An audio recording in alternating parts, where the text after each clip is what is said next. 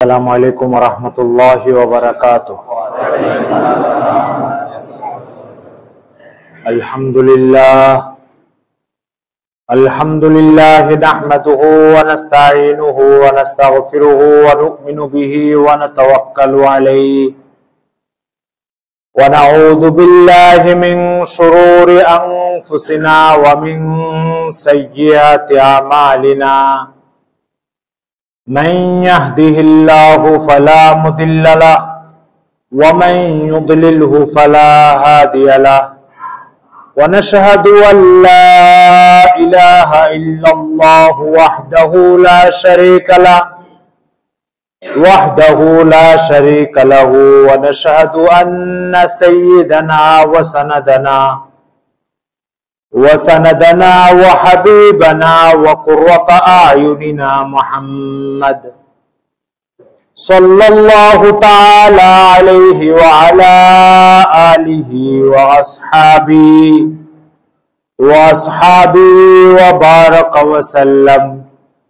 وبارك وسلم تسليما كثيرا. أما بعد فقد قال الله تبارك وتعالى: يا أيها الذين آمنوا اتقوا الله حق تقاته ولا تموتن إلا وأنتم مسلمون. أخرج الإمام البخاري بسنده المتصل عن النبي صلى الله عليه وسلم أنه قال رسول الله صلى الله عليه وسلم: كل أمتي دخل الجنة إلا من أبى. قيل يا رسول الله ومن أبى؟ قال: من أطاعني دخل الجنة ومن عصاني فقد أبى، أو كما قال عليه الصلاة والسلام. মহান আল্লাহ তাআলার বড় মেহেরবানি, বড় অনুগ্রহ, বড় করুণা। তিনি জমিনে অসংখ্য উদাসীন, গাফিল, অসতর্ক, অসচেতন মানুষ সৃষ্টি করেছেন, যারা জীবনভর বা জীবনের একটা বিরাট অংশ তাদের স্রষ্টাকে ভুলে স্রষ্টার নাফরমানির মধ্যে জীবন পার করেছে। আল্লাহ তাআলা এই শ্রেণীর থেকে আমাদেরকে বের করে তার হুকুমের ব্যাপারে, তার আদেশ নিষেধের ব্যাপারে সজাগ সতর্ক করেছেন, তার ঘরে এসে তার হক আদায়ের তৌফিক দান করেছেন। এই জন্য শুকর আদায় করি আলহামদুলিল্লাহ। আজকে মুহররম মাসের 5 তারিখ, নতুন আরবি বর্ষ শুরু হয়েছে 1446 হিজরি। আমরা বিদায় জানিয়েছি 1445 হিজরিকে। আল্লাহ তাআলা আমাদের স্রষ্টা, তার দ্বীন হচ্ছে আমাদের সবচেয়ে বড় চর্চার বিষয়। এটা জীবন থেকে হ্রাস পাওয়ার কারণে, লোপ পাওয়ার কারণে, বিদায় নেওয়ার কারণে একটা হিজরি চলে গেল, নতুন একটা হিজরি আসলো। মুসলিম সমাজের অধিকাংশ মানুষের জানা নেই যে কত বিদায় নিল আর কত আসলো। অর্থাৎ 1445 বিদায় নিল না 1440 না 1400 না 1300, অসংখ্য মুসলমানের জানা নেই। যেটা আসলো 1446 হিজরি, এটাও যে কত আসলো এটাও জানা নেই। এটা দিন সম্পর্কে অসচেতনতা, অসতর্কতা। এটার কারণ হচ্ছে হিজরি সনের সাথে আমাদের সব ইবাদত জড়িত। আমাদের রমজান, আমাদের কোরবানির ঈদ, আমাদের রোজার ঈদ, তারপরে আমাদের রাসূল সাল্লাল্লাহু আলাইহি ওয়াসাল্লামের জন্ম মৃত্যুর বিষয়, এরপরে আমাদের সামনে আশুরার রোজা আসতেছে। এই বিষয়গুলো সব জড়িত হচ্ছে আমাদের আরবি সনের সাথে। একটি বাচ্চাকে 2 বছর দুধ পান করাতে হবে, আমরা সেটা জন্মের দিনটা ইংরেজিতে হিসাব করি, এই জন্য ইংরেজিকে অনুসরণ করে 2 বছর গুনি, অথচ এটা আরবি 2 বছরকে 2 বছরের হিসাব করে অনুসরণ করা দরকার। আরবির চেয়ে ইংরেজি 2 বছরে আপনার 22 দিন বেশি হয়। ফলে একটা বাচ্চাকে ইসলামের বিধান অনুযায়ী 2 বছর দুধ পান করাতে হবে। ইংরেজি বছর যদি অনুসরণ করেন তাহলে আপনি 2 বছর 22 দিন দুধ পান করায় ক্ষান্ত হবে। এই জন্য অনেকগুলি বিষয়ের সাথে আমাদের আরবি হিজরি সনের সম্পর্ক, এই জন্য এটা মনে রাখা জানা, অন্তত বছরে কবে বিদায় নিচ্ছে আর কবে নতুন বর্ষ আসছে এটা অন্তত জানা উচিত, একটা বিষয়। 2 নম্বর বিষয় হচ্ছে যে একটা বছর বিদায় নেওয়ার অর্থ হচ্ছে জীবন থেকে একটা বছর ঝরে যাওয়া, আর এর অর্থ হচ্ছে আমি কবরের আরো কাছে চলে এসেছি, একটা বছর কবরের কাছে চলে এসেছি। আগে কবর যতটুকু দূরে ছিল এখন আরেকটু কাছে চলে এসেছে, বিচারের দিন কাছে চলে আসছে, আল্লাহর কাছে হাজির হওয়ার দিন কাছে চলে আসছে। ফলে একটা ফাঁসির আসামির ডেট হলো আগামী 5 মাস পরে তোমার ফাঁসি হবে। প্রতিটা মাস যায় আর সে আতঙ্কিত হয়, তার আতঙ্ক বেড়ে যায়, তার ভয় বেড়ে যায়, তার আকুতি বিনতি বেড়ে যায়। কিন্তু মওত ও আখিরাতের ব্যাপারে উদাসীন হওয়ার কারণে 1445 হিজরি একটি বর্ষ যে বিদায় নিলাম, আমাদের এর জন্য কোনো আকুতি বাড়া, কাকুতি বাড়া, ভয় বাড়া, আল্লাহর সাথে সাক্ষাতের টাইম কাছে আসছে এই জন্য আরেকটু সতর্ক হওয়া, এগুলোর কোনো চেতনা নাই। একটা ফাঁসির আসামি ফাঁসি হলে সে দুনিয়া থেকে চলে গেল, জায়গায় স্থানান্তরিত হলো, কিন্তু আল্লাহ তাআলার কাছে হিসাব দেওয়া আর সে হিসাবের জন্য যদি ক্ষমা পায় তাহলে তো ভালো, না হলে শাস্তি ভোগ করা, এটা মানব জীবনের এমন একটি বাস্তবতা যে বাস্তবতা ফাঁসির চেয়ে অনেক গুণ বেশি ভয়াবহ, ভারী। কিন্তু আখিরাতের জগৎ সম্পর্কে বরাবরের উদাসীনতা আমাদেরকে এ ব্যাপারে চরম অসতর্ক, অচেতন করে রেখেছে। এই জন্য মোহতারাম হাজিরিন, আমার কবর কাছে আসলো, 1 বছর আমার কবর কাছে আসলো। ওলামা ইকরাম লিখেছেন মানব জীবন হচ্ছে বরফের দলার মতো, বরফের চাকের মতো। বরফের চাক, একটা লোক বরফ বিক্রি করতে বসেছে, তো সকাল থেকে তার বরফ যদি বিক্রি হয়ে যায় তাহলে সে পুরো চাকটাই বিক্রি করতে পারবে। 1 ঘন্টা চলে গেল, 2 ঘন্টা চলে গেল, ক্রেতা আসছে না, এদিকে বরফ গলতেছে, গলতে গলতে গলতে গলতে বিকাল নাগাদ তার পুরা চালানটা গলে পানি হয়ে যাবে, ফলে তখন আর কোনো ক্রেতা আসবে না। তো মানব জীবনটা হচ্ছে এই বরফের চাকার মতো।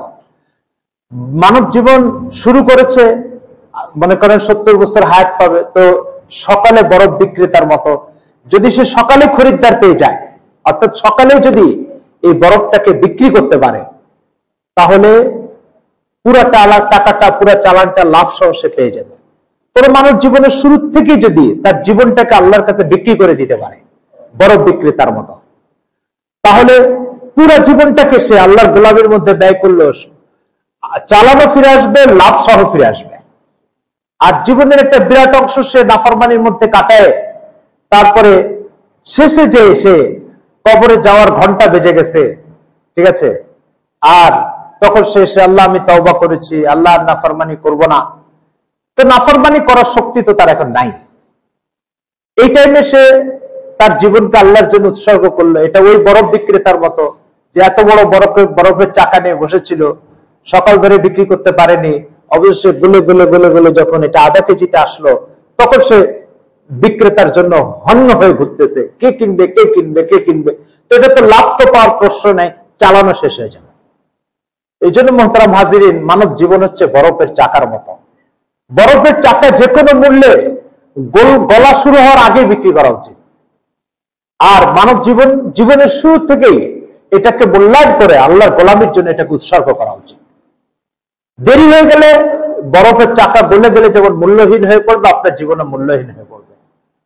কোরআন মাজিদের এক আয়াত আপনি শুনলে মানে ভয়টা আটকে উঠবেন। আল্লাহ তাআলা মস্ত বড় এক ঘোষণা, আল্লাহ বলছেন ওয়ালাইসাতিত তাওবাতু লিল্লাযিনা ইয়ামালুনা সাইয়্যাত হাত্তা ইযা হাযারা আহাদাহুমুল মাউত ক্বালা ইন্নী তুবতু আন। আল্লাহ তাআলা বলছে এই তওবা কোনো তওবা না, যে সারা জীবন বেঈমানি করলো, কবরে যাওয়ার ঘন্টা বেজে গেল, এক পা কবরে চলে গেছে, আর গুনাহ করার শক্তি নেই, হাত উঠে একটা ট্যাবলেট মুখে ঢুকাবে, একটা ক্যাপসুল মুখে ঢুকাবে, সেই শক্তি হাতে নেই। এই টাইমে বলছে আল্লাহ আমি তওবা করেছি। আল্লাহ বলছে এই টাইমে তওবার কোনো মূল্য নাই, কারণ এখন তো আমার নাফরমানি করার শক্তি তোমার থেকে আমি খতম করে দিয়েছি। তওবা হচ্ছে ওটা যে আমার সাথে বেঈমানি করার পূর্ণ ক্ষমতা, শক্তি সব আছে, এই টাইমে তুমি নত হয়ে তওবা করো কিনা, এটা হচ্ছে আমার কাছে গ্রহণযোগ্য তওবা। এই জন্য মোহতারাম হাজিরিন, আমাদের যৌবন থাকতে থাকতে, গুনাহ করার শক্তি থাকতে থাকতে আল্লাহর কাছে ফিরে আসে। আল্লাহ কোরআন মাজিদে বলছেন ফাফিরু ইলাল্লাহ, তোমরা আল্লাহর দিকে ধাবিত হও, আল্লাহর দিকে দৌড়াও, আল্লাহর দিকে ঝুঁকতে থাকো। এই জন্য একটা হিজরি চলে গেছে, কবর কাছে আসছে, হিসাবের দিন কাছে আসছে, আমরা এখন থেকে প্রস্তুতি নিই। বাংলাদেশ সরকারের একটা নিয়ম হচ্ছে, পৃথিবীর সব সরকারের নিয়ম এটা, যে বিদেশে যখন প্রধানমন্ত্রী যায়, তো মনে করেন প্রধানমন্ত্রী যে অতি সম্প্রতি চীন সফরে গেলেন, চীন সফরে যাওয়ার বেশ কিছুদিন আগে শক্তিশালী একটা রাষ্ট্রীয় টিম পাঠিয়েছে চীন সরকারের কাছে। যাওয়ার পরে বিভিন্ন ধরনের আলোচনা পর্যালোচনা করে যে চুক্তিগুলো, যে সমঝোতাগুলো হবে, যে বিষয়গুলোতে স্বাক্ষর হবে, সেই বিষয়গুলো আলোচনা করে সব ঠিকঠাক করে কাগজপত্র ফাইলপত্র ঠিক করে প্রধানমন্ত্রী যে শুধু আনুষ্ঠানিক সিগনেচার করে চলে আসে। তো প্রধানমন্ত্রী যাওয়ার আগে একটা টিম যে চীন সরকারের সাথে যোগাযোগ করে সমঝোতার মাধ্যমে, সম্পর্কের উন্নতির মাধ্যমে উন্নতি করে তারপরে প্রধানমন্ত্রী যায়। এখান থেকে একটা শিক্ষণীয় বিষয় হচ্ছে আমরা প্রত্যেকে আল্লাহর কাছে হাজির হতে হবে। কোরআন মজিদে পুরো পৃষ্ঠা নাই যে পৃষ্ঠা আল্লাহ বলেন সুম্মা ইলাইনা তুরজাউন সুম্মা ইলাল্লাহি মারজিউকুম ওয়া ইলাইহিল মাসির। আল্লাহর কাছে ফিরতে হবে, তার কাছে হাজির হতে হবে, সেই গন্তব্য, শেষ গন্তব্য, তার কাছে যাওয়া ছাড়ার কোনো নিষ্কৃতি নাই। কোরআনে পৃষ্ঠায় পৃষ্ঠায় পৃষ্ঠায় কথা আল্লাহ বলছেন। তো আল্লাহর কাছে যেতে হবে, নিশ্চিত যেতে হবে। তো বাংলাদেশ সরকারের এই সিস্টেম অনুযায়ী আল্লাহর কাছে যেহেতু যেতেই হবে, তো যাওয়ার আগে আল্লাহর সাথে একটা সুসম্পর্ক করে যায়। এই সুসম্পর্কের মাধ্যমে হচ্ছে গোলামি, সুসম্পর্কের মাধ্যম হচ্ছে একমাত্র গোলামি। তো এই জন্য এখন থেকে একটা বছর পার হয়ে গেল, আবার কবরের কাছে চলে এসেছি, এই চিন্তা করে আল্লাহ তাআলার গোলামির মধ্যে হারিয়ে যাওয়ার চেষ্টা করি। আল্লাহর গোলামিকে জীবনের মূল মিশন বানিয়ে ফেলি, নাফরমানিকে পরিত্যাগ করি। আপনি আল্লাহ নাফরমানি করে জমিনের যেখানেই যান না কেন, সেই অংশের মালিকও আল্লাহ তাআলাই, সেই অংশের মালিকও আল্লাহ তাআলা। এই জন্য কোরআনে আল্লাহ এক জায়গায় বলেছেন, কিয়ামতের দিন যখন নাফরমানরা উপলব্ধি করতে পারবে তার ব্যাপারে কোন চরম খারাপ ফয়সালা আসতেছে, স্থায়ীভাবে জাহান্নামের ঠিকানার ফয়সালা আসতেছে, এটা ঘোষণা আসতেছে যেটা তার চেহারাকে কালো করে দিবে, তখন সে পালানোর জায়গা খুঁজে। তো আল্লাহ তাআলা হাসরবাসীকে সম্বোধন করে বলবেন, ফাইনাল মাফার, হে হাসরবাসী, আজকে কোনো পালানোর জায়গা নাই, যেখানে তুমি পালাবো ওই জায়গার স্রষ্টাও আমি। ফাইনাল মাফার, কোথায় পালাবে তুমি? ঠিক এই কথাটা আরেক শব্দে আসছে, ফাইনা তাযহাবুন, কোথায় পালাবে? যেখানে পালাবে সেটার মালিকও আমি। এই জন্য মুহতারাম হাজিরিন, একমাত্র রাস্তা হচ্ছে আল্লাহ তাআলার গোলামি। তো যেহেতু আল্লাহর কাছে যেতেই হবে, তো যাওয়ার আগে সুসম্পর্ক তৈরি করে যায়। আল্লাহ তাআলাকে নারাজ করে, অসন্তুষ্ট করে, সম্পর্কের অবনতি ঘটিয়ে, সম্পর্ক খারাপ করে কোন সচেতন মানুষ আল্লাহর কাছে যাওয়া এটা চিন্তাও করতে পারে না। রাসূল সাল্লাল্লাহু আলাইহি ওয়াসাল্লামের জীবনভর একটা দোয়া ফরজ নামাজের পরে তিনি পড়তেন, হাদিসের কিতাবে আসছে, আল্লাহুম্মা ইন্নী, দোয়াটা হচ্ছে আল্লাহুম্মা জাআল খায়রা আমরি আখিরাহু, খায়রা আমালি খাওয়াতিমাহু, খায়রা ইয়ামি ইয়াউমাল কাম। হে আল্লাহ, আমার জীবনের সবচেয়ে শ্রেষ্ঠ ও আনন্দের মুহূর্ত সেটাই বানিয়ে দেন যেই মুহূর্তে আপনার সাথে আমার প্রথম সাক্ষাৎ হবে। যে মুহূর্তে আপনার সাথে প্রথম সাক্ষাৎ হবে সেই মুহূর্তটা আমার জীবনের সবচেয়ে শ্রেষ্ঠ মুহূর্ত, আনন্দের মুহূর্ত বানিয়ে দেন। জীবনভর ফরজ নামাজের পরে দোয়া করেছেন আল্লাহ রাসূল। কি অর্থ এটা? তার অর্থ হচ্ছে কিয়ামতের দিন প্রথম আল্লাহর সাথে সাক্ষাৎ হওয়া মাত্র আল্লাহকে সে মলিন অবস্থায় দেখবে, ক্ষুব্ধ অবস্থায় দেখবে, রাগান্বিত অবস্থায় দেখবে। মানব জীবনের যত বিপর্যয় আছে সব বিপর্যয়ের একটা তালিকা তৈরি করলো, ওই বিপর্যয়ের উপরে কোনো বিপর্যয় উঠতে পারে না। ওটা শ্রেষ্ঠ বিপর্যয়, সবচেয়ে বড় বিপর্যয়, যে প্রথম যেদিন আল্লাহর সাথে সাক্ষাৎ হবে চেহারা মলিন অবস্থায় দেখবে। এই জন্য মুহতারাম হাজিরিন, একটা বছর আমাদের পার হয়ে গেছে, আরেকটা বছর শুরু হয়েছে। এই মুহূর্তে আমরা চিন্তা করে আল্লাহর কাছে ফিরে যাই। ফিরে যেতে হবে তো আল্লাহর সাথে সম্পর্ক উন্নয়ন করে তারপরে ফিরে যায়। আল্লাহর সাথে সম্পর্ক খারাপ করে যাওয়া এটা কখনো কোনো বুদ্ধিমানের কাজ নয়। আপনি কি ভাবতে পারেন, আপনি মনে করেন 1 মাসের জন্য কানাডায় সফরে যাচ্ছেন। কানাডায় যে আপনার মেজবান, যে আপনাকে রিসিভ করবে কানাডাতে, যার বাসায় থাকবেন, যার বাসায় মেহমান হবেন, তার সাথে কানাডায় যাওয়ার আগে সম্পর্কটা খুব খারাপ হয়ে গেছে। ঠিক আছে, এবার বলেন আপনার সফরটা কেমন হবে? প্রকৃত মেহমানের মর্যাদা পাবেন আপনি? প্রকৃত অর্থে আপনার মেহমানদারি গুণগত মানের মেহমানদারি হবে? একজন মেজবান থেকে যত ধরনের সুযোগ সুবিধা পাওয়ার সুযোগ ছিল বা সম্ভাবনা ছিল, কোন সম্ভাবনা ঠিক থাকবে না, সব উল্টে যাবে। শুধু তাই না, ক্যানাডাতে আপনার যত প্রয়োজন আছে প্রত্যেকটা প্রয়োজনের চিত্র পাল্টে যাবে। তো আপনি আখিরাতকে ক্যানাডা মনে করতে পারেন, আর আল্লাহ তাআলাকে আপনার মেজবান মনে করতে পারেন। আপনি যাওয়ার আগে এই মালিককে নারাজ করে চলে গেছেন, এই মেজবানকে নারাজ করে চলে গেছেন। এবার বলেন আপনার আখিরাতের অনন্ত কালটা কি অবস্থা হবে বলেন। এই জন্য মোহতারাম হাজিরিন, এই মালিকের সাথে সম্পর্ক উন্নয়ন করে যায়। পৃথিবীর সবচেয়ে বড় প্রয়োজন হচ্ছে এটা। আপনার জীবনের যদি 100টা কাজের তালিকা থাকে, সেই তালিকার ভিতরে 1 নম্বর কাজ হচ্ছে এটা, যে আমার মালিকের কাছে আমাকে অনন্তকালের জন্য যেতে হবে, তাকে রাজি করে যায়, তার সাথে সম্পর্ক উন্নয়ন করে যায়। সম্পর্কের অবনতি থাকলে সেটাকে পরিবর্তন করে সম্পর্ক যে কোনো মূল্যে উন্নত করে যায়। আর আল্লাহর সাথে সম্পর্ক উন্নয়নের রাস্তা একটা, তার গোলামি। গোলামি ছাড়া সম্পর্ক উন্নয়নের কোনো, আল্লাহর সাথে কারো রক্তের বন্ধন নাই, আত্মীয়তার বন্ধন নাই। আল্লাহর সাথে বন্ধন হচ্ছে একটাই, তিনি আমার মনিব, আমি তার গোলাম। এই হচ্ছে তার সঙ্গে, আর কোনো সম্পর্ক নেই। মোহতারাম হাজিরিন, এটা ছিল আজকে নতুন হিজরি সম্পর্কে আমাদের কথা, যে এই হিজরিটাকে আমি, এই হিজরি সনটাকে আমি পিছনের হিজরি সন থেকে কিছু বৈচিত্র্য আর কিছু বৈচিত্র্যতা আনার চেষ্টা করি।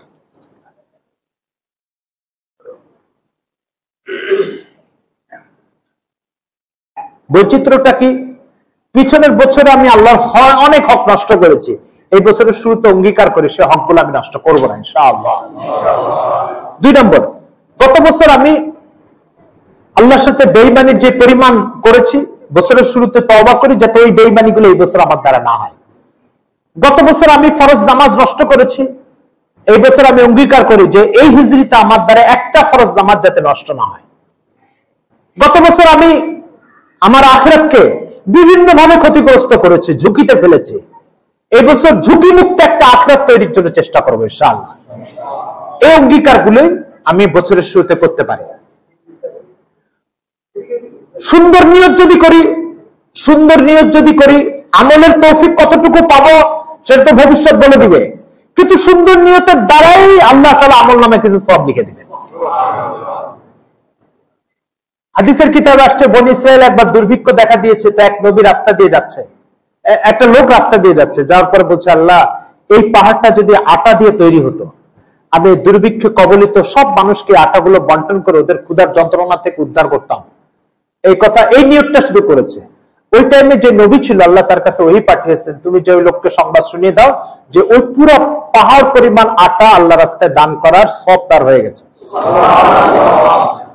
তো মুমিনের নিয়ত অত্যন্ত শক্তিশালী, অত্যন্ত শক্তিশালী। এই জন্য আমরা এই নিয়তগুলো করি, আবারও স্মরণ করিয়ে দিই, এই নিয়তগুলো করি। গত বছর আমার দ্বারা আল্লাহ তাআলার যত হক নষ্ট হয়েছে, আমি নিয়ত করবো ইনশাআল্লাহ যাতে এই বছর ওই হকগুলো আমার দ্বারা নষ্ট না হয়। যত লাইনে আমি আল্লাহ তাআলার সাথে নাফরমানি ও বেঈমানি করেছি গত বছর, এই বছরের শুরুতে অঙ্গীকার করি ওই বেঈমানিগুলো এই বছর আমি ইনশাআল্লাহ পরিত্যাগ করে এই বছরকে আরো আলোকিত সমৃদ্ধ করার চেষ্টা করব। 3 নম্বর, আমার আখিরাতকে ঝুঁকিপূর্ণ করার জন্য যত আচরণ গত বছর আমার দ্বারা হয়েছে, এই বছরের সব আচরণ পরিত্যাগ করে এই বছর আখিরাতকে ঝুঁকিমুক্ত করার চেষ্টা করবো ইনশাআল্লাহ। এই অঙ্গীকারগুলো করার মাধ্যমে এই বছর শুরু করি।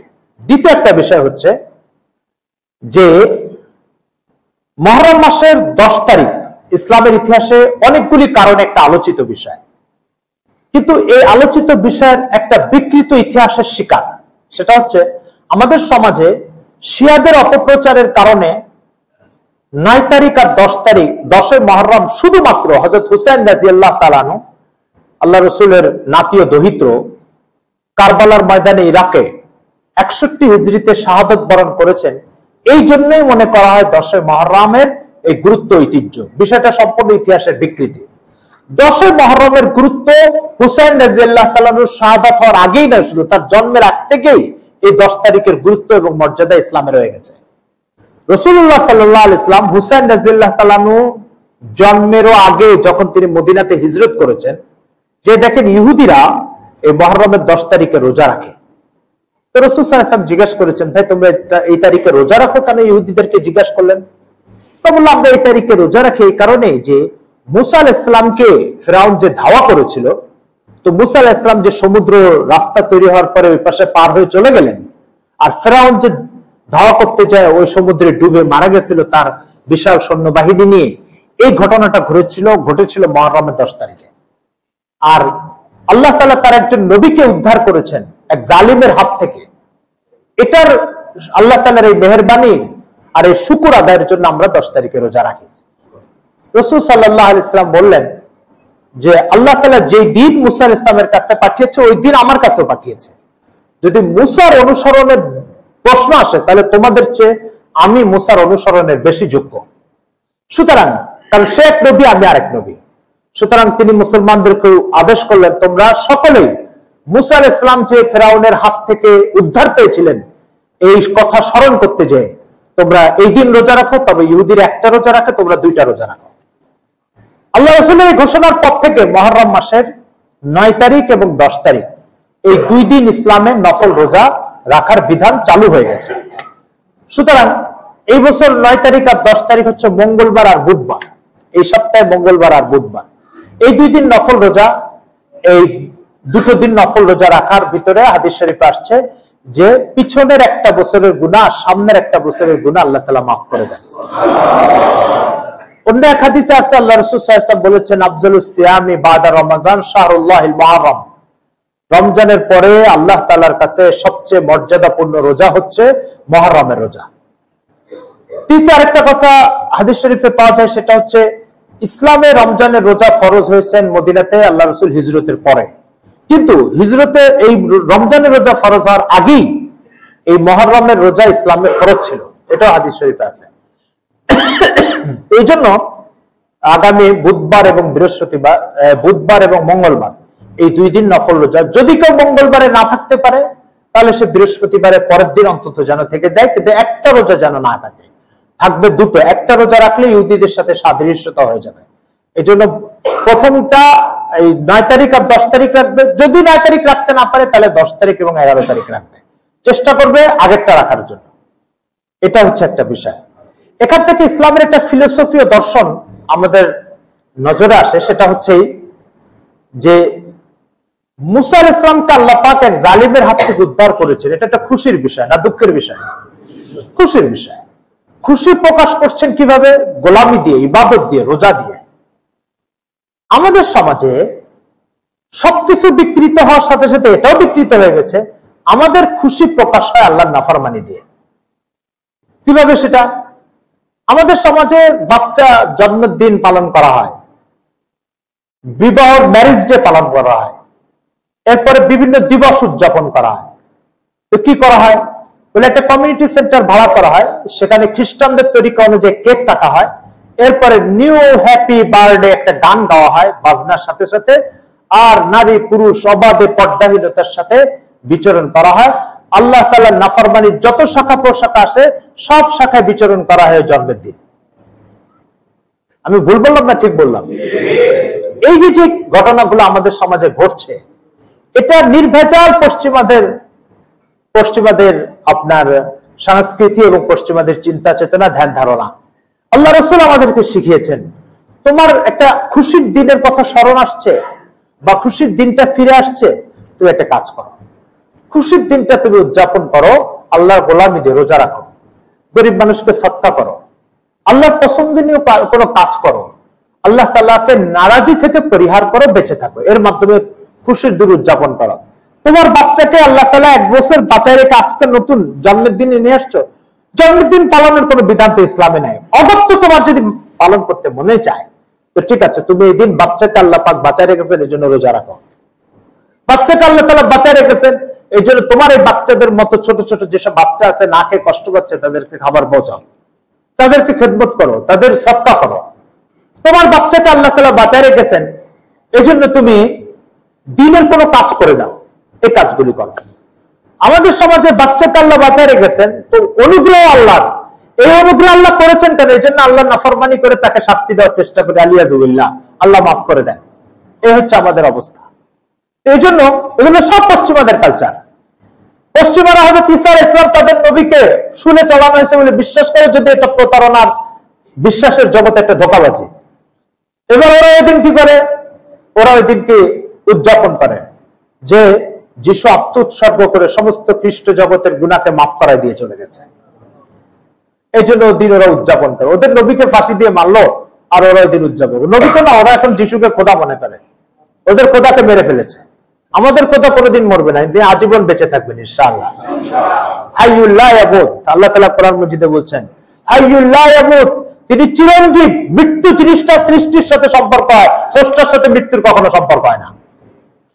তো যে কথাটা বলতেছিলাম সেটা হচ্ছে যে আমাদের ইসলামের শিক্ষা যে আনন্দের দিন উদযাপন, খুশির দিন উদযাপনের সিস্টেম অতিরিক্ত আরো কিছু গোলামি করবে, অতিরিক্ত আরো কিছু আল্লাহ তাআলার পছন্দ নিয়ে কাজ করবে, অতিরিক্ত আল্লাহ তাআলার নাফরমানির থেকে গতকাল কিছু কাজে জড়িত আজকে সেগুলো বন্ধ করে দিবে। আর অতিরিক্ত আমরা পুরো অনুষ্ঠানটাকে নাফরমানি দিয়ে ভরে দিই, এটা পরিহার করা জরুরি। এটা একটা বিষয় গেল। এরপর একটা বিষয় হচ্ছে যে আমি আমার জন্মদিন পালন করব। তো জন্মদিন পালনটা কিভাবে আমি আনন্দ ফুর্তি গানের মাধ্যমে পালন করতে পারি? আমি একটা বছর পার করে আরেকটা বছরের নতুন প্রবেশ করলাম, এর অর্থ তো আমি কবরের একটু কাছে চলে গেলাম, আমি তো আল্লাহর হিসাবের কাছে চলে গেলাম। তো আমি একটা বছর আল্লাহর হিসাবের কাছে চলে গেছি, এটাকে আনন্দের বিষয় না মানে দুঃখ ভারাক্রান্তের বিষয়? এটা একটা লোক আজকে আদালত তাকে ফাঁসির রায় দিল যে আগামী 2 মাস পরে তার ফাঁসি হবে, 1 মাস পার হয়ে চলে গেল। এরপরে ফাঁসির রায় কার্যকরের দিন যত কাছে আসবে তত তার জন্য এটা খুশির বিষয় না দুঃখ কষ্টের বিষয়? এটা আশ্চর্য। আমার কবর কাছে আসতেছে আর আমি গান বাদ্য বাজিয়ে এটাকে আনন্দের মাধ্যমে উদযাপন করছি। এই জন্য জন্মের দিন আনন্দের মাধ্যমে উদযাপন করার কিছু নাই। জন্মের দিন তো হচ্ছে আল্লাহর সামনে সিজদায় পড়ে থাকবে, আল্লাহ আপনি আরো একটা বছর আমাকে হায়াত দিয়েছেন, আর আমার কবর কাছে আসতেছে, হাসর কাছে আসতেছে, বিচার কাছে আসতেছে, এটার জন্য আমাকে এই বছরটা প্রস্তুতি নেওয়ার তৌফিক দান করেন। এটা হচ্ছে আমাদের কাজ, এটা হচ্ছে নবী মুহাম্মদ সাল্লাল্লাহু আলাইহি ওয়াসাল্লামের শেখানো তরিকা, এটা হচ্ছে ইসলামের শিক্ষা। আমাদের জীবনের অন্য সব অঙ্গনে যেভাবে পশ্চিমাদের কালচার পাহাড়ের মতো বেড়ে বসছে, ঠিক আমাদের জন্মদিন, আনন্দের দিন, আমাদের খুশির দিন কিভাবে উদযাপন করতে হবে সেটাকে পশ্চিমাদের কালচার এসে গেড়ে বসছে আমাদের। এটা গেল। এরপর একটা বিষয় হচ্ছে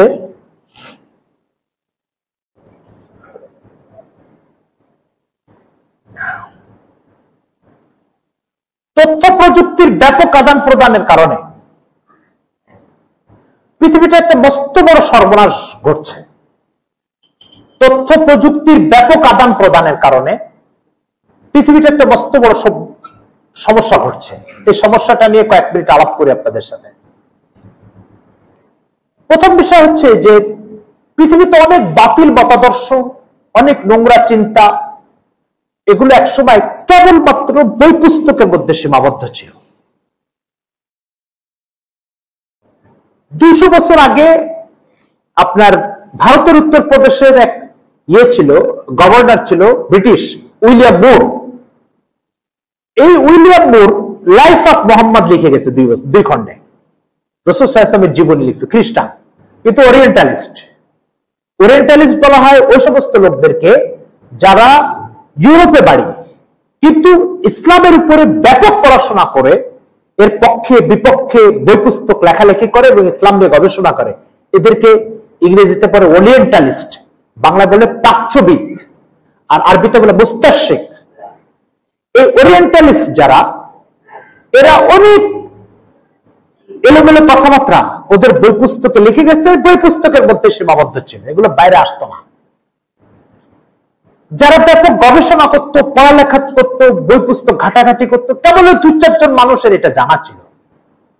তথ্য প্রযুক্তির ব্যাপক আদান প্রদানের কারণে এই সমস্ত বই পুস্তকের ভিতরে যে সমস্ত কুফরি মতাদর্শ বা ঈমান হরণকারী বক্তব্য ঢুকাই দিয়ে চলে গেছে এসব লেখকরা বা ওরিয়েন্টালিস্টরা, ওগুলো এখন মুসলিম সমাজের সন্তানাদি, মুসলমান বাবা নামাজ পড়ে, বাবা আল্লাহওয়ালা মানুষ, মুসলিম সমাজের সন্তানাদি ওই বই পুস্তকের বক্তব্যগুলো ব্যাপকভাবে নেটে, ইউটিউবে, ফেসবুকে ছড়ানোর কারণে ওগুলো তারা পড়ছে।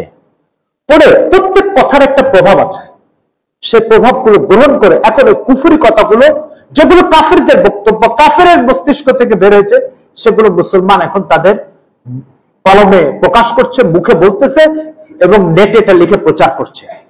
তথ্য প্রযুক্তির আদান প্রদানের অনেক সুবিধা থাকলে এটা একটা ভয়াবহ সর্বনাশ। একটা উদাহরণ বলি তাহলে বুঝবেন। রাসূলুল্লাহ সাল্লাল্লাহু আলাইহি সাল্লাম, খুব মনোযোগের সাথে কথাগুলো শোনা দরকার, কারণ আপনারা সকলে নেট চালান, নেট ঘাটাঘাটি করেন, কোন সময় এই সমস্ত কুফরি কথাগুলো আপনার নজরের সামনে চলে আসবে, তারপর আস্তে শয়তান আপনাকে ওর মধ্যে ঢুকায় আপনার ইমানটাকে ছিনিয়ে নিয়ে নির্ভেজাল জাহান্নামী আপনাকে বানাই দিবে, আপনি টেরও পাবেন না। এই জন্য তার প্রোটেকশন হিসাবে তার আগে এই কথাগুলো ভালো করে শুনেন এবং দিল দেমাগের ভিতরে এগুলো ঢুকানোর চেষ্টা করি আমরা। রাসূলুল্লাহ সাল্লাল্লাহু আলাইহি ওয়াসাল্লাম 63 বছর হায়াত পেয়েছেন। কত? এই 63 বছর হায়াতে উনি বিবাহ করেছেন জীবনে 11টা। এই 11টা বিবাহের ভিতরে প্রথম বিবাহ যখন তিনি করেন তখন ওনার বয়স হচ্ছে 25। যে মহিলার সাথে বিবাহ করেন তার নাম খাদিজা, তার বয়স 40, অর্থাৎ আল্লাহ রাসূলের থেকে 15 বছরের বড় সেই মহিলা। এই মহিলা যতদিন বেঁচে ছিল, এই মহিলা জীবনের 50, আল্লাহ রাসূলের বয়স যখন 50 বছর তখন এই মহিলা ইন্তেকাল করে, খাদিজা। অর্থাৎ এই বৃদ্ধা মহিলার সাথে আল্লাহ রাসূল 25 বছর সংসার চালিয়েছেন। কত বছর? 25 বছর। এই 50 বছরের মধ্যে আল্লাহ রাসূলের বৃদ্ধা মহিলা ছাড়া আর কারোর সাথে সংসার করেন না, আর কাউকে বিবাহ করেন না। এরপরে আল্লাহ রাসূলের বয়স যখন 53 বছর, খাদিজা মারা যাওয়ার 3 বছর পরে আল্লাহ রাসূল মক্কা থেকে মদিনায় হিজরত করেন। এই 3 বছরের মধ্যে তিনি হিজরতের কিছুদিন আগে সাউদা নামক এক মহিলাকে বিয়ে করেন, সেও বয়সে অনেক বৃদ্ধা মহিলা ছিল। এরপরে হিজরতে যাবেন ওই টাইমে তিনি হযরত আয়েশা সিদ্দিকাকে বিবাহ করেন। মদিনাতে যাওয়ার পরে 10 বছর, এই 10 বছরে তিনি 9টা বিবাহ করেন। কয়টা বিবাহ? 9টা বিবাহ। তাহলে আমরা দেখতে পাচ্ছি যে তিনি জীবনের 50 বছর যাবত একজন বৃদ্ধা মহিলাকে নিয়ে সংসার করেছেন, আর জীবনের শেষ 10 বছর তিনি বাকি 9-10 জন মহিলাকে নিয়ে জীবন পার করেছেন। এই 11 জন নারীর ভিতরে আল্লাহ রাসূল সাল্লাল্লাহু আলাইহি সাল্লামের একমাত্র কুমারী স্ত্রী ছিল হযরত আয়েশা, আর বাকি 11 জনের ভিতরে 10 জন, আয়েশা বাদে বাকি 10 জন সকলে আল্লাহ রাসূলের ঘরে আসার আগে 1টা, 2টো, 3টা বিবাহ হয়েছে। হযরত খাদিজা আল্লাহ রাসূলের ঘরে আসার আগে 2 বিবাহ হয়েছে, আল্লাহ রাসূল তার 3য় স্বামী। এভাবে বাকি সব মহিলার অবস্থা, কুমারী না একমাত্র হযরত আয়েশা। আমার 3টা প্রশ্ন। 1 নম্বর প্রশ্ন, মানুষের বয়স যখন 50 হয় তখন তার যৌন স্পৃহা 50-এর আগে বেশি থাকে না পরে বেশি থাকে? আগে বেশি থাকে। অর্থাৎ জীবনের 20-22 থেকে নিয়ে 40-45 পর্যন্ত যৌন স্পিরিটের যে টাইমটা, সেই টাইমে তিনি মাত্র একজন বৃদ্ধা মহিলাকে নিয়ে সংসার চালিয়েছেন। যদি তার এই বিবাহর, এই একাধিক বিবাহর উদ্দেশ্য যৌন তাড়না থাকতো, তাহলে তিনি এই একাধিক বিবাহ জীবনের বৃদ্ধ বয়সে করতেন না, জীবনে 50-এর আগে এগুলো শেষ করে ফেলতেন। আমার কথাটা কি বুঝাতে পারছি? একটা বিষয়। 2 নম্বর বিষয়, আপনি এত বলবেন তখন তিনি একজন অখ্যাত মানুষ ছিল, বা সমাজে ওইভাবে রাষ্ট্রপতি ব্যাপকভাবে প্রভাব প্রতিপত্তির অধিকারী মানুষ ছিল না, এই জন্য তিনি এরকম একাধিক বিবাহ করতে পারেন না। এই কথা যদি আপনি বলেন তাহলে এটা বাস্তবতা বিরোধী। কেন?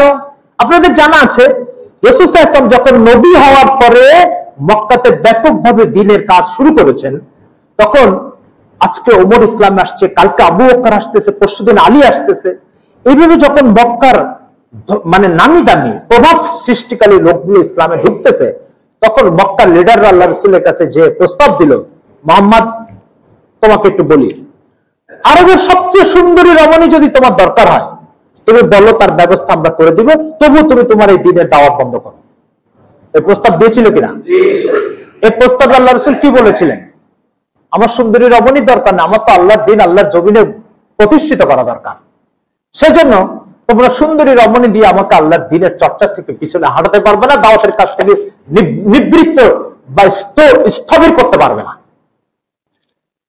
রাসূলুল্লাহ সাল্লাল্লাহু আলাইহি ওয়াসাল্লাম আরবের সুন্দরী নারীর প্রস্তাবটা সেটাকে প্রত্যাখ্যান করেছেন যখন তার বয়স 40। 2 নম্বর প্রশ্ন হচ্ছে যে রাসূল সাল্লাল্লাহু আলাইহি ওয়াসাল্লাম হাদিসের কিতাবে আপনারা পড়লে বুঝতে পারবেন, আমরা পড়িয়া মানে হাসাহাসি করি তখন তার মানুষের অবস্থান। হুজুর মিম্বারে বসে বয়ান করছেন, ইসলামের পর্দার বিধান নাযিল হয়েছে ৫ম হিজরিতে, তার আগের ঘটনা। নারী পুরুষ একসাথে মজলিসে বসে আল্লাহ রাসূলের বয়ান শুনতেন, পর্দার বিধান তখন আসে না। মজলিসে বসে রয়েছেন, আল্লাহ রাসূল বয়ান করছেন, হঠাৎ কোরআন থেকে এক মহিলা দাঁড়াচ্ছে, দাঁড়ায় বলতেছে, ইয়া রাসূলুল্লাহ, আপনি আমাকে বিয়ে করেন। তো হযরত আয়েশা সিদ্দিকা এই হাদিস বর্ণনা করছে, উনি বলছেন যে কানান নবী সাল্লাল্লাহু আলাইহি ওয়াসাল্লাম আশাদ্দান নাস মিন আযরা, হুজুর নববধূদের থেকেও বেশি লাজুকতার অধিকারী ছিলেন। যে বলছে ইয়া রাসূলুল্লাহ আমাকে বিয়ে করেন, বুখারী শরীফে এই শব্দ আছে, আল্লাহ রাসূল সাথে সাথে মাথা নিচু করে বসেছে। ও দাঁড়িয়ে আছে কিন্তু আল্লাহ রাসূল মাথা উঁচু করছেন না, তিনি নিচে এভাবে মাথা নিচু করে, লজ্জায় এভাবে মাথা নিচু করে বসে গেছে। ফালাম্মা তালা মাকসুহা, হাদিসে আসছে, যখন সে দীর্ঘক্ষণ এভাবে দাঁড়িয়ে আছে, বসতেছে না, আর আমার দাবি মানেন, আপনি যখন একটা জবাব দেন, এইভাবে আল্লাহ রাসূল মাথা নিচু করে সে দাঁড়িয়ে, তৃতীয় কোরআন থেকে একজন দাঁড়িয়ে বলছে, ইয়া রাসূলুল্লাহ, যদি আপনার ওকে বিয়ে করার দরকার নয় তাহলে আমাকে বলেন, আমি ওকে বিয়ে করার জন্য প্রস্তুত আছি। এরপর আল্লাহ রাসূল তার সাথে তাকে বিয়ের আয়োজন করে দিয়েছেন, দিয়ে তারপরে মজলিস শেষ করেছে। এই ঘটনা অসংখ্যবার ঘটেছে। এতবার ঘটেছে যে একদিন হযরত আয়েশা সিদ্দিকা নিজে আল্লাহ রাসূলকে বলছেন, এই সমস্ত মহিলাদের কোনো লজ্জা শরম নাই যারা আপনাকে এসে বলে আমাকে বিয়ে করেন, কোনো মুহূর্ত দেওয়া লাগবে না। এই সমস্ত মহিলাদের কোনো লজ্জা শরম কিচ্ছু নাই। এইভাবে ওপেন উন্মুক্ত ভাবে নিজেকে এইভাবে পেশ করা, এটা কতটা লজ্জাহীনতা হলে সম্ভব। আয়েশা রাদিয়াল্লাহু তাআলা এই সংখ্যাধিক্যতা দেখে একদিন খোদ আল্লাহ রাসূলকে কথা বলছেন। বলার বিষয় যেটা, সেটা হচ্ছে যে আল্লাহ রাসূল যদি সত্যি বিয়ে করতে চাইতেন বা বউ পাগল হতেন, তাহলে 1000 মহিলাকে তিনি একদিনে বিয়ে করতে পারতেন। কিভাবে সম্ভব জানেন? একটা যুদ্ধ করেছেন, সেই যুদ্ধে 1000 মহিলা গ্রেফতার হয়েছে কাফেরদের।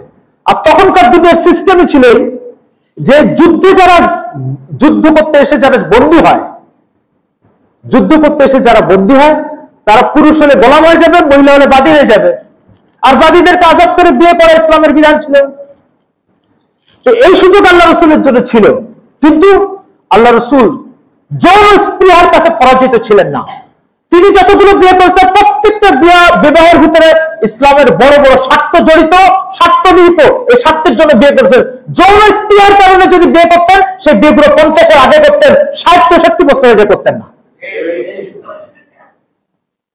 দুঃখ পরিতাপের বিষয় হচ্ছে, আজকের পশ্চিমা দুনিয়ারা এই রাসূল সাল্লাল্লাহু আলাইহি ওয়াসাল্লামের পারিবারিক জীবনের এই নিষ্কলুষতা, এগুলো নিয়ে তাদের বই পুস্তকে লেখালেখি করেছে। এগুলো একসময় বইয়ের ভিতরে লাইব্রেরির মধ্যে চাপা ছিল। তথ্য প্রযুক্তির আদান প্রদানের কারণে এই পশ্চিমা দুনিয়া করছে কি, এগুলাকে এখন নেটে ছেড়ে দিচ্ছে। ছেড়ে দেওয়ার কারণে আমাদের সমাজে আল্লাহ রাসূলের সিরাত সম্পর্কে অজ্ঞ মূর্খ যারা, আল্লাহ রাসূলের জীবন আচার নিয়ে যাদের কোনো চর্চা নাই, এ করছে কি, এগুলোকে বই থেকে বের করে আনতেছে, এসে নেটে লিখে দিচ্ছে। মুসলমানের সন্তান এগুলো লুফে দিচ্ছে। এই মুসলমানের সন্তান এখন আল্লাহ রাসূল সম্পর্কে নেতিবাচক মন্তব্য করতেছে, আর ঈমান হারা হয়ে কবরে চলে যাচ্ছে। এই জন্য মুহতারাম হাজিরিন, এই মুহূর্তে একটা বিষয় জরুরি। প্রথম একটা বিষয় হচ্ছে, নেটকে, ইউটিউবকে, ফেসবুককে দিন শেখার, দিন জানার কোন নির্ভরযোগ্য মাধ্যম মনে করা, এটা ঈমান ধ্বংসের শামিল। দিন জানবো আমরা নির্ভরযোগ্য উলামায়ে কেরামের কাছ থেকে। ইউটিউব একটা ওপেন প্ল্যাটফর্ম, এখানে একজন কাফের এসে আপনাকে ঈমানের কথা বলে কুফরের চর্চা করাতে পারে, আর জান্নাতের রাস্তা বলে জাহান্নামের কথা হাঁটাতে পারে। তো এই জন্য ইউটিউব, ফেসবুককে দিন জানাও, দিন বোঝার কোন নির্ভরযোগ্য মাধ্যম মনে করবো না, এটা একটা বিষয়। 2 নম্বর বিষয় হচ্ছে, রাসূল সাল্লাল্লাহু আলাইহি ওয়াসাল্লামের সিরাত, তার জীবনী ব্যাপকভাবে পড়া ও মোতালা করা শুরু করে দিই। এই জন্য আমি এই মজলিসে যারা এখন আছেন তাদেরকে আমি অনুরোধ করবো, কমপক্ষে সিরাতের উপরে একটা বই আপনি কিনে শুরু থেকে শেষ পর্যন্ত পড়েন। 1 পৃষ্ঠা করে পড়েন, 2 পৃষ্ঠা করে পড়েন। যদি আপনি একটা বই কিনেন 200 টাকা দিয়ে, 300 টাকা দিয়ে, আর সেটা যদি আপনি ধীরে ধীরে পড়ে শেষ করেন, তো প্রথম কথা হচ্ছে, এই সমস্ত নেটে যে সমস্ত প্রোপাগান্ডা হবে, আপনার এই মেহনতটাও তার একটা শক্তিশালী জবাব হবে। দ্বিতীয় কথা হচ্ছে যে, আপনি যে নবীর থেকে সুপারিশ নিতে চান কিয়ামতের দিন জান্নাতে যাওয়ার আগে, সেই নবীর জীবনী উপরে 2 পৃষ্ঠার একটা বই পড়তে পারলেন না আপনি, আপনি সুপারিশের আশা করেন কিভাবে? এই জন্য আমি বলবো রাসূল সাল্লাল্লাহু আলাইহি ওয়াসাল্লামের জীবনীর উপরে নবী রহমত মাওলানা আবুল হাসান আলী নদভী রাহমাতুল্লাহ লেখা এই বইটা সংগ্রহ করে পড়েন। এটা যে কোনো ইসলামী সমৃদ্ধ লাইব্রেরিতে আপনি পেয়ে যাবেন। লেখক মাওলানা আবুল হাসান আলী নদভী, বইয়ের নাম হচ্ছে নবী রহমত। কথাটা বুঝাতে পারলাম? এটা হচ্ছে একটা প্রশ্ন যে রাসূল সাল্লাল্লাহু আলাইহি ওয়াসাল্লাম এতগুলো বিবাহ করলেন কেন? আরে বিবাহ করলেন যেই নোংরা উদ্দেশ্য তোমরা বিবাহগুলোকে প্রমাণ করার চেষ্টা করছো, সেই নোংরা উদ্দেশ্য তো হচ্ছে, সেই নোংরা উদ্দেশ্য হলে তাহলে তো তিনি 50-এর আগে বিয়ে করতেন। 50-এর আগে আপনাদের মধ্যে কোন যুবক আছে 25 বছর বয়সে 40 বছরের মেয়েকে বিয়ে করবে? আছে এরকম কেউ আপনাদের মধ্যে? এবং তার সাথে 25 বছরের সংসার পার করবে? যদি জন স্ত্রী তার বিবাহের কারণ হবে, তো এই 10টা-11টা বিবাহ তো উনি 50-এর আগে করতেন, বৃদ্ধ বয়সে কেন করলেন? তো এই জন্য এই বিষয়গুলো পরিষ্কার জানা দরকার। এরা নেকের ভিতরে আরো একটা প্রশ্ন এই ধরনের ছড়িয়ে দেয়। আল্লাহ রাসূল সাল্লাল্লাহু আলাইহি ওয়াসাল্লাম 9 বছরে হযরত আয়েশার সাথে সংসার শুরু করেছেন। একবার আমাকে একজন প্রশ্ন করছে যে আপনি কি 6 বছর বয়সে বিয়ে হয়েছে, বাসর শুরু করেছেন আল্লাহ রাসূল ওনার সাথে 9 বছর বয়সে। বলছে 6 বছর বয়সে কি আপনি একটা কোন মেয়েকে কারোর সাথে বিয়ে দিবেন? আমি বলেছি যে যদি রাসূল সাল্লাল্লাহু আলাইহি ওয়াসাল্লামের মতো মহামানব পাই তাহলে 2 বছরের মেয়েকে বিয়ে দিব। রাসূলের মতো যদি কোনো মহামানবকে আমি পাই তাহলে 2 বছরের মেয়েকে বিয়ে দিব। আমার এই কথা আমার একজন উস্তাদের কাছে বলেছি, সে আমাকে বলেছে যদি আমি জন্মের আগে টের পাই মুহাম্মদ সাল্লাল্লাহু আলাইহি ওয়াসাল্লামের সাথে আত্মীয়তা করার সুযোগ আছে, তা আমার মেয়ে জন্মের আগে আত্মীয়তা করে ফেলবে। এই জন্য মুহতারাম হাজিরিন, এটা নিয়ে আরেকটা জুমাতে আমরা আলোচনা করবো, আজকে সময় আর নাই। ইনশাআল্লাহ রাসূল সাল্লাল্লাহু আলাইহি ওয়াসাল্লামের পারিবারিক জীবনের এই দিকগুলো নিয়ে আরেকদিন ইনশাআল্লাহ আলোচনা করব। আপনাদেরকে অনুরোধ থাকবে যে আপনারা নবী রহমতের বইটা সংগ্রহ করে পুরো পড়ে ফেলেন। মাকতাবাতুল আজহার, ইসলামী মাকতাবাতুল আজহার রাসূল সাল্লাল্লাহু আলাইহি ওয়াসাল্লামের জীবনের উপরে 11 খণ্ডের বই বের করেছে। কত খণ্ডের? 11 খণ্ডের সিরাতুন নবী। পড়ে দেখেন, বাংলা ভাষায় সবচেয়ে বৃহৎ সিরাতের গ্রন্থ এটা। সেটা কেউ পড়ার অভ্যাস থাকলে অথবা বরকতের জন্য হলেও নিজের ঘরে একটা সংগ্রহ করে রাখতে পারেন। আল্লাহ তাআলা বোঝার তৌফিক দান করেন। যারা